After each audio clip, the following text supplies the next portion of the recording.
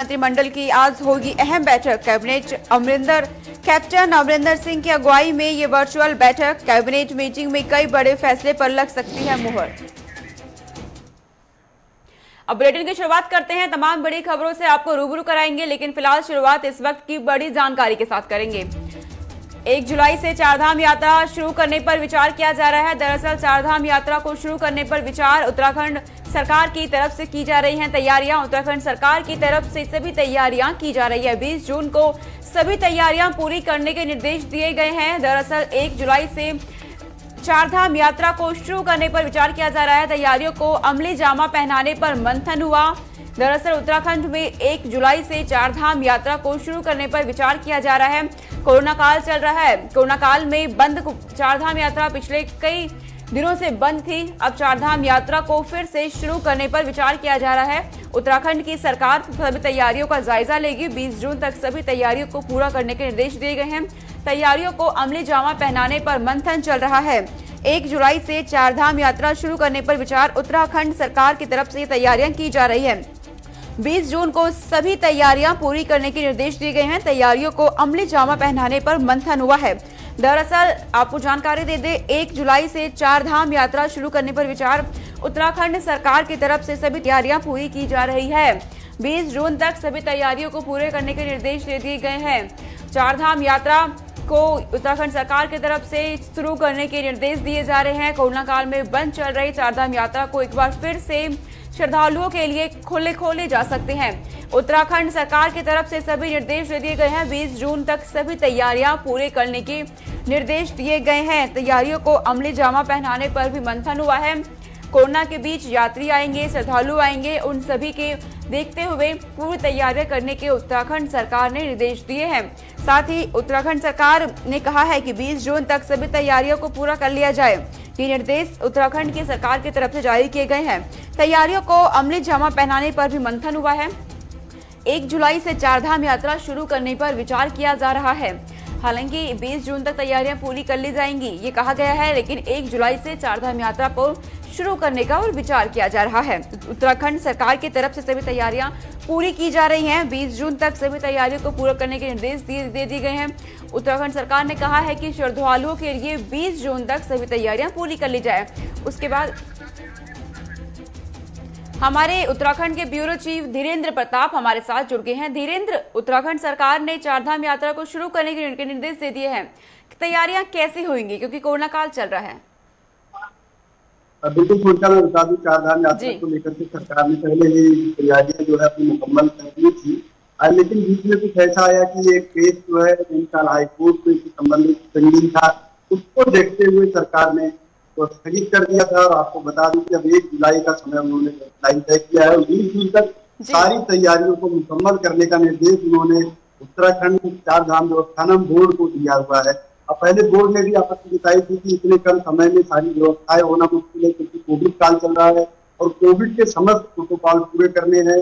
दूर दूर तक चारधाम यात्रा मार्ग है, वहां पे मेडिकल फैसिलिटीज को उपलब्ध कराना है, क्योंकि अब उनको 20 जून तक सारी तैयारियां मुकम्मल कर ली जाएगी। तो अब 3 दिन ही बचे हैं। अगर आज का दिन भी ले ले, आज 18 जून है, तो 3 दिन के अंदर सरकार ने सभी तैयारियों के पूरा होने का दावा किया है और कहा है कि 1 जुलाई से जो यात्रा है वो अपने समय से शुरू होगी। और ये शायद 23 जून को हाईकोर्ट में भी उसका जो स्टेटस रिपोर्ट है वो डालेंगे कि इनकी तैयारियां कहाँ तक और किस तरह की पूरी है। न केवल इतना, बल्कि हाईकोर्ट एक बिंदुओं पे इनसे आज्ञा मांग चुकी है और वो खुद देखेगी उत्तराखंड सरकार ने क्या उचित और प्रॉपर तैयारियां कर ली है जो चारधाम यात्रा के लिए जरूरी है।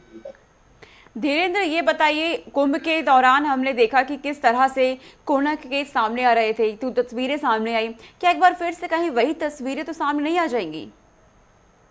बिल्कुल सुनता, देखिए तो भविष्य का एक बड़ा सवाल है। सरकार के लिए भी एक बड़ी चुनौती है, क्योंकि कोविड काल और कम से कम दूसरी लहर के व्यापक एक जनसंहार के बाद आप समझिए इस तरह की यात्रा शुरू हो रही है, तो निश्चित रूप से यह एक बड़ी चुनौती है सरकार के लिए। तो देखने वाली बात होगी, क्योंकि न केवल भारत बल्कि देश दुनिया के तमाम जो बड़े वैज्ञानिक हैं, बड़े जो चिकित्सा विशेषज्ञ हैं, उनका कहना है कि तीसरी लहर भी आएगी और पूरा देश तीसरी लहर की डर के साए में जी रहा है और तमाम जो सरकारें हो तीसरी लहर की तैयारियों में। तो ये देखने वाली बात होगी इसीलिए शायद यात्रा को पूरे देश और प्रदेश के लिए नहीं खोला जा रहा है, सिर्फ स्थानीय स्तर पर खोला जा रहा है। अगर तैयारियां मुकम्मल रही, कोरोना काबू में रहा, तो यात्रा को प्रदेश और देश के लिए भी खोलने की सरकार सोच रही है। तो हालात नियंत्रित रहे, इसके लिए अब उत्तराखंड सरकार क्या तैयारियां कर रही है? और फिलहाल ये जानकारी दीजिएगा कि साथ में कोरोना के बाद क्या हालात है उत्तराखंड में इस वक्त? बिल्कुल सोनिका, मैं बता दूं, कोरोना उत्तराखंड में काफी नियंत्रण में है। अब केसेस है तो 200 से 300 के बीच ही आ रहे हैं पूरे प्रदेश में, और जो मौत की संख्या है वो 10 के अंदर ही आ रही है। 6-7 ऐसी जो मौतें हैं कोरोना से दर्ज की जा रही है। एक तरह से कह सकते हैं जो पहली लहर के समय का जो आंकड़ा था वो फिर से उसी पे कोरोना का जो आंकड़ा है वो आ गया है। एक तरह से कह सकते हैं कि सरकार इसको काबू करने में काफी सफल रही है।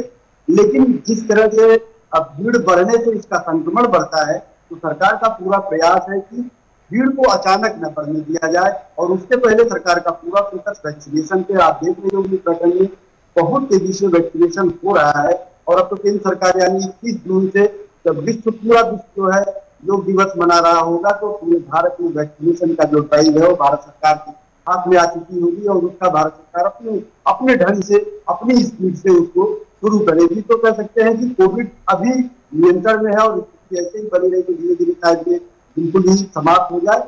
लेकिन सरकार इसको लेकर के कोई रिस्क उनका लेने की नहीं है, बिल्कुल नहीं है। इसीलिए आप देखिए जो कोरोना कर्फ्यू है इसे चरणबद्ध तरीके से खोला जा रहा है, कुछ छूट करके ऐसे उसको खोला जा रहा है, और अचानक नहीं खोला जा रहा है। सिर्फ उसका एक ही उद्देश्य है, भीड़ न बढ़े और लोग सावधान रहे, जिससे तीसरी लहर की जो आशंका है वो निर्मूल करनी।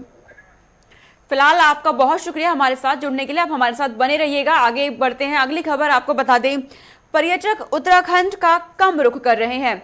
दरअसल उत्तराखंड कोरोना काल की वजह से अब पर्यटक उत्तराखंड का कम रुख कर रहे हैं। ये बड़ी जानकारी सामने आई है। उत्तराखंड का कम रुख कर रहे हैं पर्यटक। कोविड-19 रिपोर्ट परेशानी बन रही है। दरअसल कोविड नेगेटिव रिपोर्ट लोगों की परेशानी बन रही है। उत्तराखंड आने की बजाय हिमाचल जा रहे हैं सभी पर्यटक।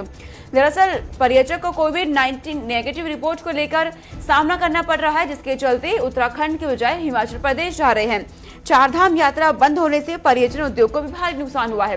दरअसल कोरोना काल चल रहा था, जिसकी वजह से चारधाम यात्रा को बंद रखा गया।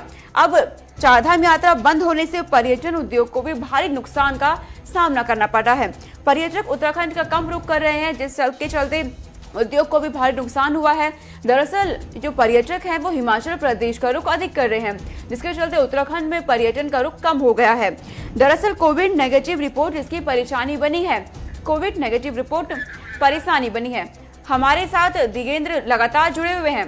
दिगेंद्र, आपने सुना कि उत्तराखंड आने वाले पर्यटक कम हो गए हैं, कोरोना नेगेटिव रिपोर्ट इसकी परेशानी बन रही है, तो क्या अब आगे सरकार क्या करेगी उत्तराखंड सरकार पर्यटक को लुभाने के लिए?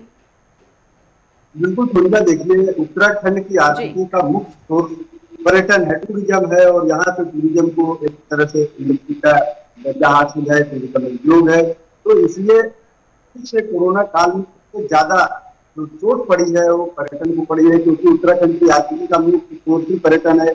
और कोविड काल में जब अलग अलग राज्यों में पूरे देश में कोरोना कर्फ्यू चल रहा है, तो जाहिर सी बात है यहाँ बहुत कम हुआ है, और होटल वगैरह सारे बहुत उनकी कमर टूट चुकी है। और लगातार आप ऐसी खबरें अपनी चैनल पे आप दिखाती रहती हैं, हम देखते रहते हैं कि अलग अलग इंडस्ट्री के लोग सरकार से राहत मांग रहे हैं। अभी कल ही मुख्यमंत्री तीरथ सिंह रावत को 100 दिन पूरे हुए हैं, और उन्होंने एक छोटा सा कार्यक्रम मीडिया सेंटर मुख्यमंत्री सचिवालय में किया। उसमें उन्होंने इस बात को स्वीकार किया कि जो पर्यटन उद्योग है उसको मदद की जरूरत है, और उन्होंने कहा कि उत्तराखंड की आर्थिकी का मुख्य स्रोत पर्यटन है, कि सरकार का पूरा फोकस है कि पर्यटन को दोबारा से पटरी पे लाया जा सके।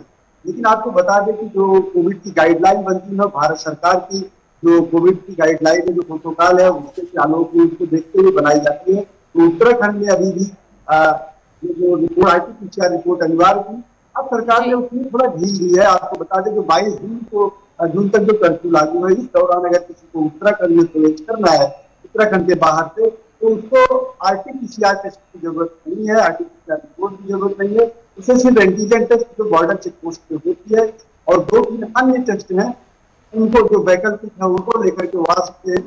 लेकिन हिमाचल, देखो मैं बता दूं, उत्तराखंड और हिमाचल प्रदेश में जो विभिन्नता है, जो फर्क है, वो सबसे बड़ी बात, उत्तराखंड में सबसे अधिक पर्यटन है वो धार्मिक पर्यटक आते हैं, क्योंकि यहाँ चारधाम है, और जो हिमाचल है वहाँ प्राकृतिक क्षेत्रों में लोग पर्यटन को जाते हैं।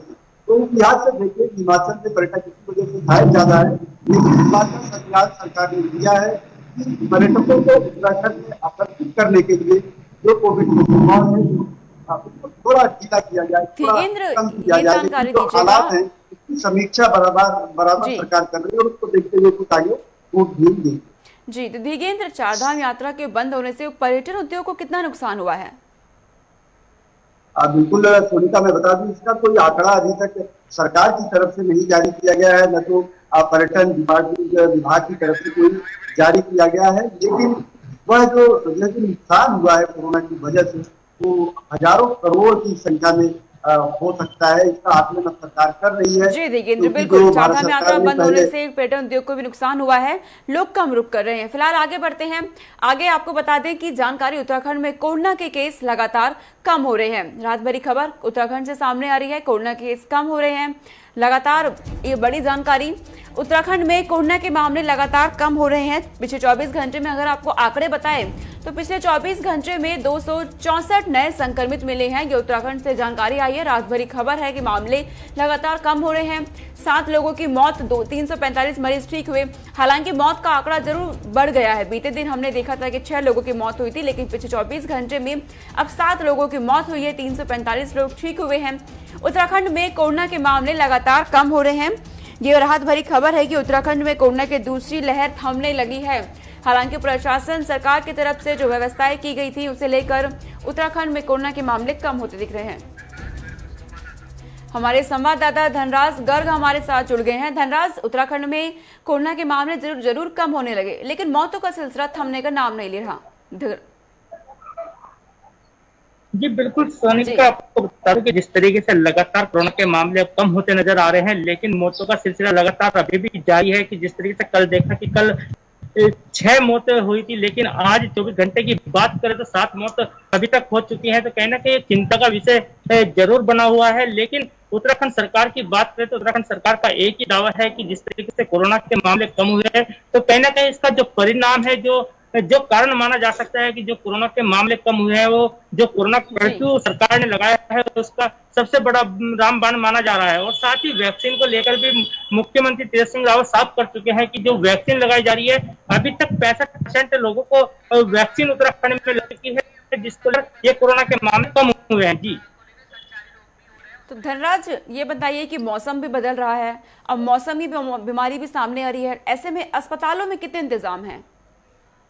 बिल्कुल सोनिका, जिस तरीके से देखा जाए कि लगातार मौसम में चेंज होता नजर आ रहा है, कभी बारिश हो जाती है तो कभी धूप हो जाती है, तो कहीं ना कहीं बीमारियों का जो जमावट है वो जरूर होता है। कि डेंगू की बीमारी हो या फिर और अन्य बीमारियां हो, उनके चलते कहीं ना कहीं अस्पतालों में भीड़ अधिक पड़ जाती है। लेकिन जिस तरीके से देखा जाए अस्पतालों की तरफ, तो अस्पतालों में भी एक भीड़ नजर नहीं आ रही है, क्योंकि जिस तरीके से सामने आए थे तो कहीं ना कहीं लोगों में एक डर जरूर है कि यदि वो अस्पताल जाते हैं तो कहीं ना कहीं कोरोना के जो मामले हैं वो उनको भी चपेट में ले सकता है, जिसके कारण अस्पतालों में भी भीड़ नहीं है। हालांकि अस्पताल प्रशासन की माने तो अस्पताल प्रशासन का साफ तौर पर यही कहना है कि कोई भी बीमारी हो, किसी भी बीमारी हो, किसी भी व्यक्ति को हो, वो जरूर अस्पताल आए और अपना इलाज जरूर कराए। जी धनराज, आपके पीछे तस्वीरें हम देख रहे हैं, मौसम का मिजाज बदल रहा है उत्तराखंड में।